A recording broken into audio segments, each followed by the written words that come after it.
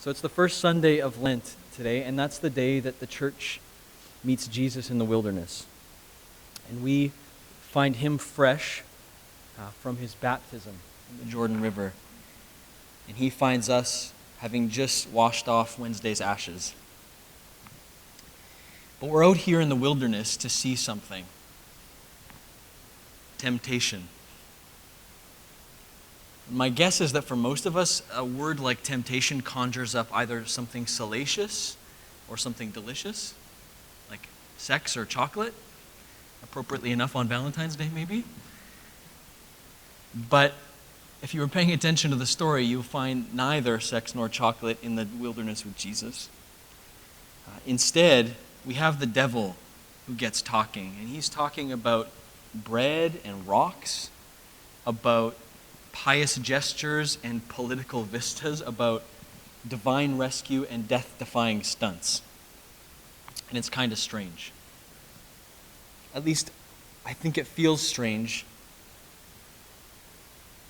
Maybe we've missed something about temptation.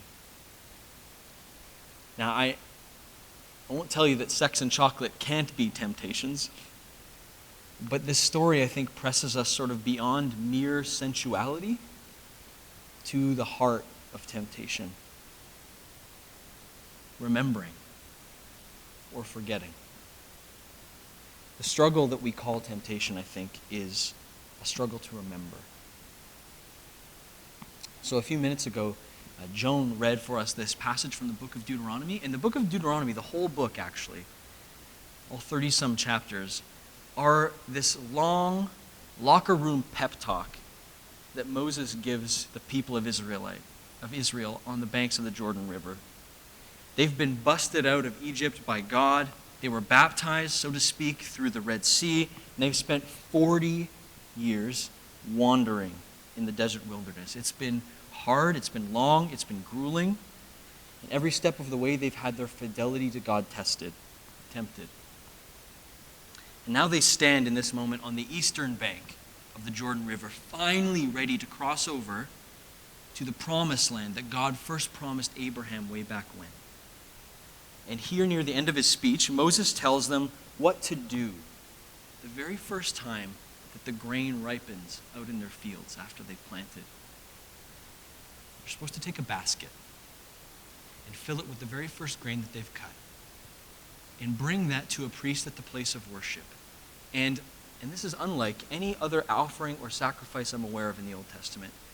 Then they have to say a speech that Moses has given them to recite. And it goes something like this. My ancestor was a wandering Aramean. That's Abraham. And he went down to Egypt with just a small family, and he became many. And there his descendants were enslaved. But when we cried out to God, God rescued us. God led us into this fertile land, and God gave us, the ancestors of some wanderer, a home. Today I'm here to give the first of my grain, to remind myself and everyone here that we have been in God's care this whole time. The first thing that you do when you enter the promised land after 40 years in the wilderness, according to Moses, is you stop and you remember that you didn't make your own way. God did. He is the one who fed you, who gives you a place, and who has rescued you. And then we fast forward some 1,000+ years later, and we find this other ancestor of the same wandering Aramean. And like Israel, he goes through the water and then out into the wilderness. And like Israel, he wanders for 40 days. Like Israel, his fidelity to God gets tested and tempted. And like Israel, I think, Jesus struggles to remember. So after 40 days alone and without food, the devil's perfectly reasonable voice tries to talk some sense into Jesus. Look, we both heard that voice at your baptism call you the Son of God. So why not take this stone right here, just this one, and turn it into bread. I've got a feeling you're going to do much more impressive things with bread later. So why not do this for the gnaw of hunger in your stomach now? And you imagine Jesus with his belly distended from 6 weeks of hunger, tempted, and struggling to remember something. And then the voice speaks again. You're the rightful ruler of the people of Israel and even of the whole world. I wouldn't argue with you for a second. But if you ask me, you look to me like you're a long way right now from any crown or throne. Why not let me put you where you deserve to be? Save you the trouble of getting there. Just bend your knee, that's all. And it's all yours right now, here and now. And if that bugs you, you and I will know, but no one else has to. And you see Jesus, wearied by the long road in front of him, tempted, struggling to remember something. And then a final time, this sensible voice speaks again. Look, I've seen that look in your eyes. You're worried that you're going to have to give up your life before all this is over. And I'll hand it to you. I actually think that you believe God's with you. But why settle for believing it? Why gamble when you could know it for certain right now? Just throw yourself down from the peak of this temple. Like the scriptures say, let God prove again that he loves you and won't let anything too bad happen to you. And we see Jesus already in the shadow cast by the cross, where he will wonder whether God has abandoned him. Tempted, struggling to remember something.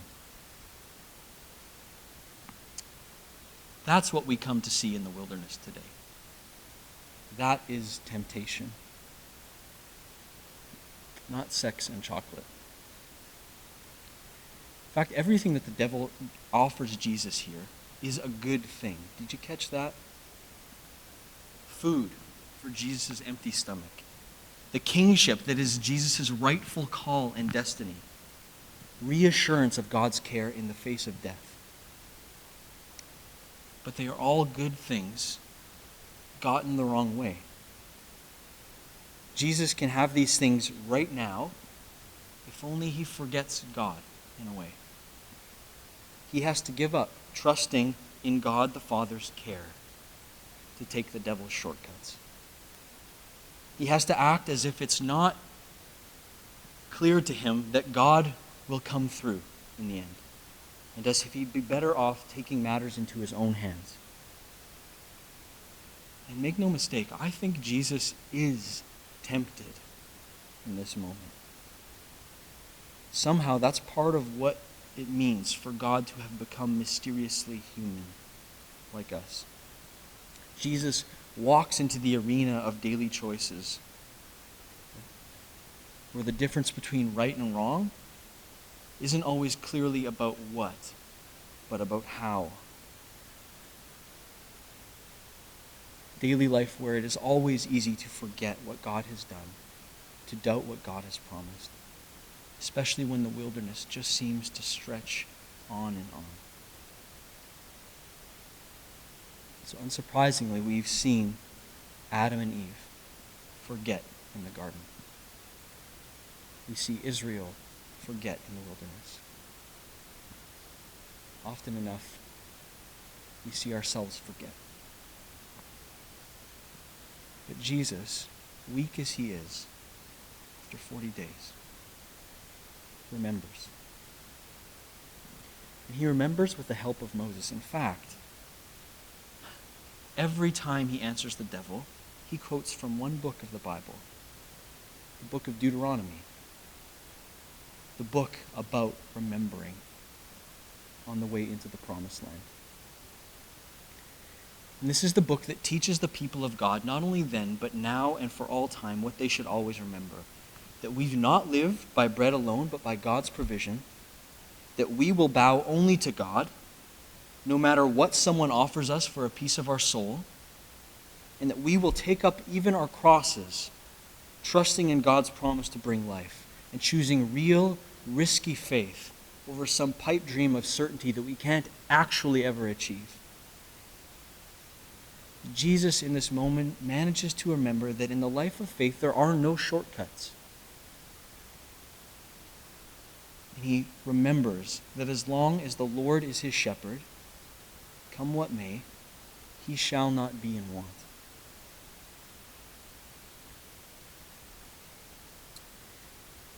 I think for many of us, whether we choose it or not, Lent can end up being a wilderness time, a time for stripping away, for testing. Which is why now more than ever, we need to make practices of remembrance together.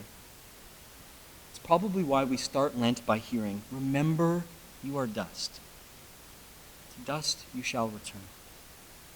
Because it's so easy to forget that we are creatures and not God's. That we are frail and that we need God's help and each other's help. And it's why in this first Sunday of Lent, this story says, remember that Jesus came to be in the wilderness with you. He knows how hard it can be. And alongside us, he will teach us the difficult task of living in God's care. And it's probably why every Sunday, not just in Lent, but every Sunday of the whole year, we break bread, we pour wine, and we remember that God feeds us, that God promises us a kingdom, and that God will see us not only through the wilderness, but even through the valley of the shadow of death, because God is with us in Jesus Christ. Amen.